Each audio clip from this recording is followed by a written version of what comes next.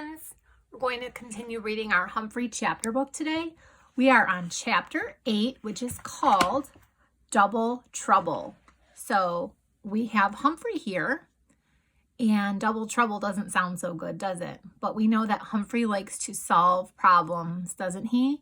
So today when we read chapter 8, see if you can think of a problem that Humphrey is helping us to solve. Okay, so I'm going to put him down and get right to chapter 8. This one's called Double Trouble. Trouble rhymes with double. Believe me, I was thinking about double trouble that night. Art's good grade on the math test was cause for celebration. Art becoming friends with Paul was cause for celebration. Seth sitting still, or at least not popping up out of his chair every few seconds, was cause for celebration. But I had not done one thing to help Miranda, whom I had gotten into trouble, and now Mandy clearly was having some sort of problem I didn't understand. Lately, I'd been spinning more to keep my mind off my friend's troubles. I was spinning so much I wasn't eating all the food I had stored away in various places in my cage. All hamsters know that it's a good idea to have some food stashed away in case of an emergency. Og, being a classroom pet, may not have an important job, but it's not easy. It's not an easy one either.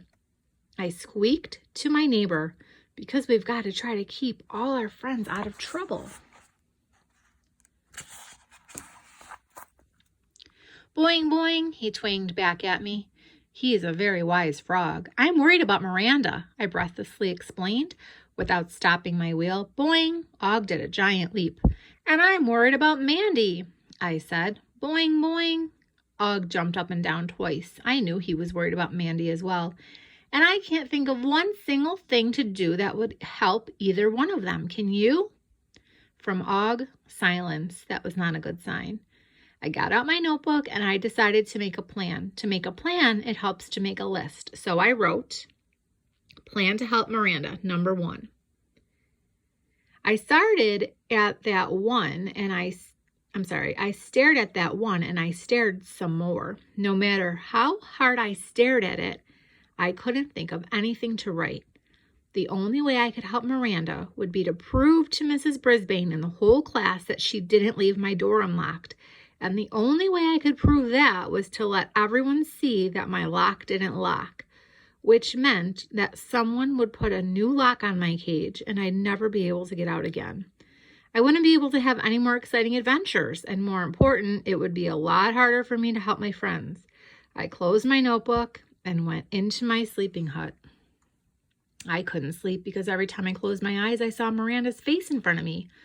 I couldn't stand that for long, so I crawled out of my sleeping hut and went over to the side of the cage and closest to Og. I tried to make a plan, but I didn't get very far. Og sat there like a lumpy, bumpy frog that he is and blinked his eyes. That is, the only plan I can think of would mean I'd be locked in my cage forever. Og sat as motionless as the rock he was sitting on. Well, you must have some ideas. I was practically pleading with him now. He didn't even look at me. But I learned an interesting fact in science class. Frogs can see all around them without moving their heads because they have 360-degree vision. That's good because they don't have much in the way of necks. I know you can see me, Og, and I know you can hear me, even though you don't have any ears and I can see. Are you ignoring me? It appeared that he was. Are you trying to think of a plan too? Og jumped up and let out a very big boing. I was so startled, I jumped backwards and hit my head on my wheel. Our strange conversation, which to humans would sound like a golden hamster squeaking and a green frog twanging, ended abruptly when the door handle rattled. Uh-oh, who do you think is going to be at the door? The lights came on and Aldo pushed his cart into the room. I'm back, Aldo said. His greeting didn't sound as warm and cheery as usual. In fact, he parked his cart in front of my cage and let out a loud yawn. Sorry, fellas, I'm kind of tired tonight. I've been studying and writing papers and working, and you don't want to hear about any of my problems, do ya? Yes, I squeaked, because if your friends won't listen to your problems, then who will? Aldo pulled up a chair and took out his dinner. He yawned again. I've been working and studying more than I'm sleeping, I guess. I'm beat.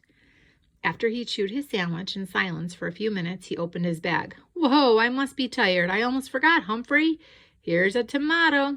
Thanks from Aldo Amato. It was a perfect plump cherry tomato, the kind that usually makes my whiskers wiggle with joy, but I'd been thinking so much about my problems that I didn't feel much like eating. Thanks, I squeaked. Aldo didn't notice that I was unusually quiet because he was yawning again. You know, guys, I think I'll take a short nap. I'll work twice as fast if I can just get the rest for my eyes for a few minutes, right? To my amazement, Aldo rolled up his jacket, sat in a chair, using the jacket as a pillow, put his head on the table, and closed his eyes. He was sound asleep in a matter of seconds. He really must have been tired.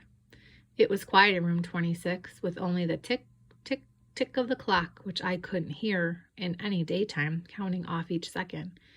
Do you think he'll sleep for a long time? I squeaked to Og. After all, he does have work to do. Og dove into the water and went for a swim. Big help he was. Aldo looked peaceful dozing there. Still, the hands of the clock kept moving round and round. 15 minutes, 20 minutes, 30 minutes. At one point, Aldo moved. Good, he was waking up. But instead, he rolled his head the other side and kept on sleeping. Og, how many rooms do you think he has to clean? I asked. After all, Aldo had a big responsibility getting all those rooms in Longfellow School clean each night. Classrooms have a way of getting messy, with squashed crayons, crushed chalk, and lots of scuff marks on the floor. Og splashed again as he climbed back out onto his rock. When I glanced over, I saw he was staring down at Aldo, too.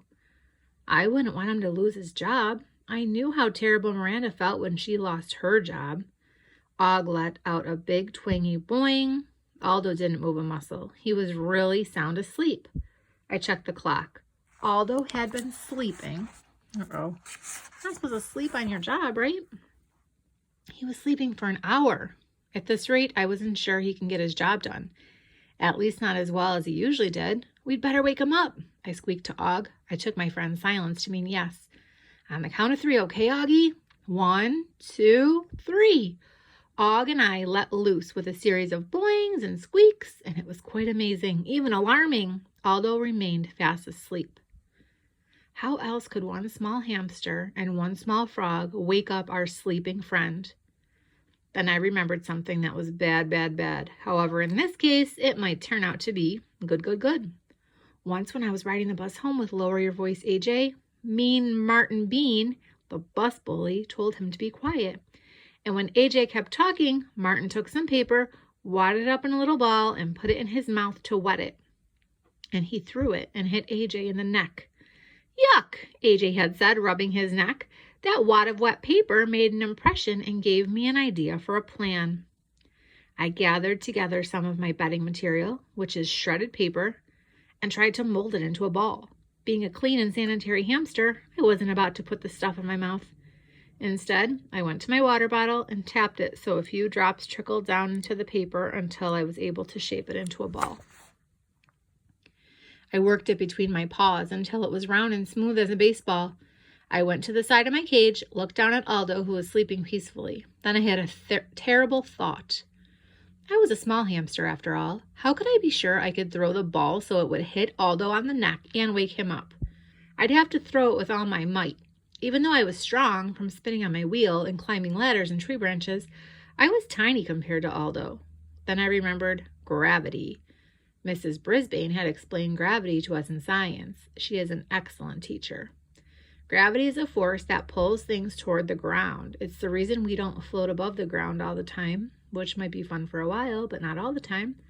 I realized I would have the power of gravity on my side. The ball would naturally go down, and if I aimed it correctly to put my full force behind it, it should be able to wake up Aldo.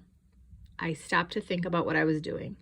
It was wrong for Martin to throw that spitball at AJ. Could it be wrong to do the same thing to help Aldo keep his job? I explained my mission to Og. I'm ready to fire on Aldo and wake him up. Do you think it's a good idea? Boing, boing, boing, boing. I think he was agreeing, making sure I could clear the bars on my cage.